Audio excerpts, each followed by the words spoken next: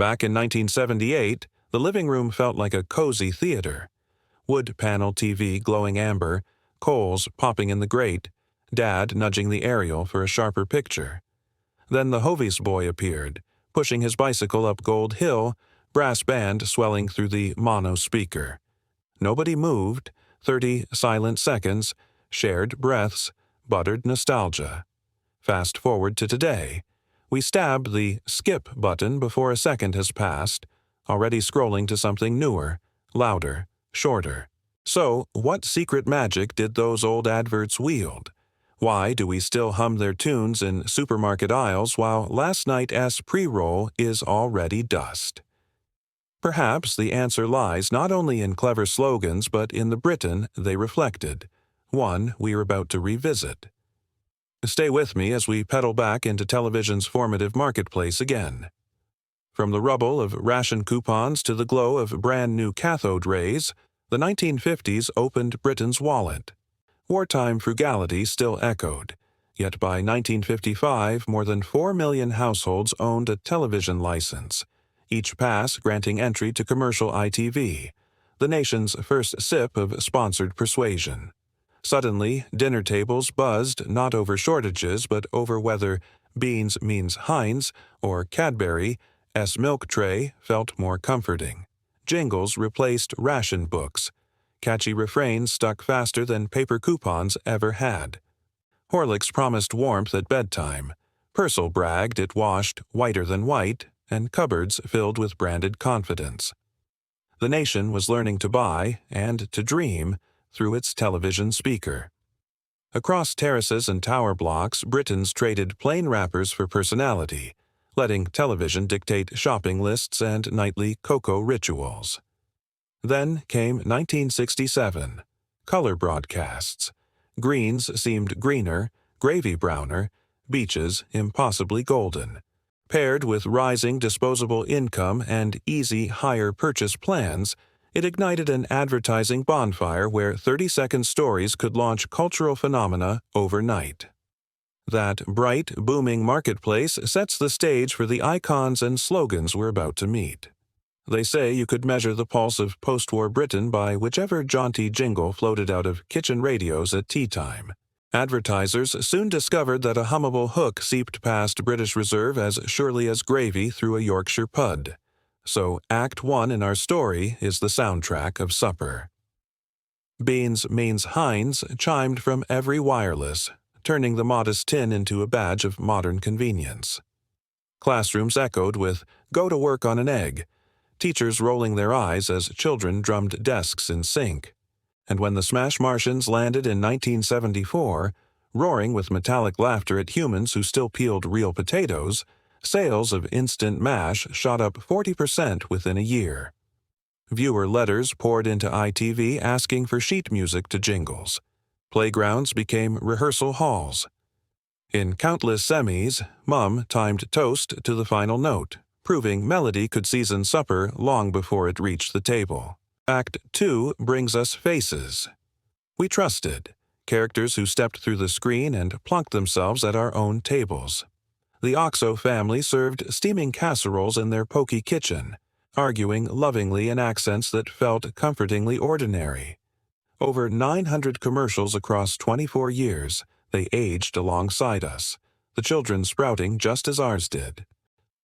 Across the dial, Maureen Lipman, A.S., doting gran, reassured anxious grandson Anthony in BT's legendary Ology campaign, turning an expensive long-distance ring into an act of emotional rescue. And the PG Tips chimps, so wrong by today's standards yet beloved then, poured tea with comic ineptitude, spilling more shipments than any civil servant's strike. Each face, furred or otherwise, normalized a new habit. Instant coffee, home telephones, bag-in-box gravy. They weren't mere spokespeople. They were neighbors who popped round nightly, permission slips in hand, coaxing Britain into small acts of consumer adventure. Act 3 crashes in on a curling wave of monochrome foam. The Guinness Surfers, filmed in 1998 but descended from a lineage of ambition set decades earlier. Director Jonathan Glazer burned £500,000 chasing a 60-second tone poem. Yet the precedent was laid in 1967 when the first color adverts lit up our sets.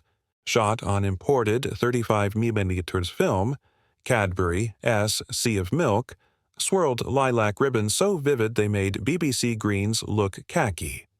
Soon, brands were hiring helicopters for beach flyovers, renting Bond movie studios for cornflake close-ups, and commissioning embryonic computer graphics that spun Purcell boxes through impossible tunnels. Budgets ballooned. One 1979 Benson and Hedges spot cost more than an average episode of Doctor Who. Viewer mail exploded, too. Smash Martians received Christmas cards, while lexicographers credited the campaign with popularizing mash as a verb in the Oxford Dictionary. Now, swivel the lens.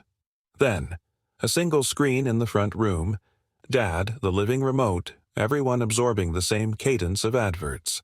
Today, infinite feeds sliced by algorithm, 6-second pre-rolls tuned to our browsing history, muted by default, swiped away in 2 impatient taps. We still sing along, only now we do so alone. Earbuds in, nostalgia echoing in private rather than across a nation of synchronized sofas. Yet the best taglines still slip under the digital din. Their rarity makes them treasure. As tonight's scrolling blurs past, listen. A faint brass band might lift you back to Gold Hill, reminding us adverts once felt like communal events, not disposable background noise. That shared spark is exactly what we'll explore together next. Close your eyes a moment and let the room quieten. Hear the early morning rattle of milk bottles kissing the doorstep, the white breath of the milkman lingering in frosty air. Smell a Sunday chicken beginning to brown, gravy whispering "Bisto" from the wireless. Feel the anticipation when a familiar jingle chimed between Coronation Street and the 9 o'clock news, knitting every living room on the street into a single audience. Those ads were more than sales pitches. They were shorthand for belonging. On Monday playgrounds, we shouted, "Hands that do dishes," and waited for someone to answer. Can feel as soft as your face. In factories and pubs, quoting a catchphrase broke ice faster than a pint. Because everyone watched, everyone understood. Instant friendship in 7 syllables. Today, our screens are personal, playlists private, jokes algorithmically tailored. We scroll past what our neighbors never see, and the silence between us grows.